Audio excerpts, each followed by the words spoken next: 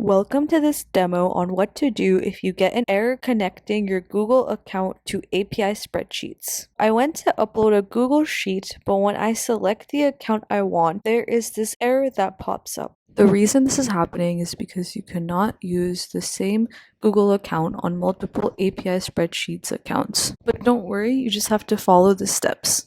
First, we're going to go to the Google account that we want to connect and click on the Security tab. Here, scroll down to where it says Third-Party Apps with Account Access and click on API Spreadsheets and then Remove Access.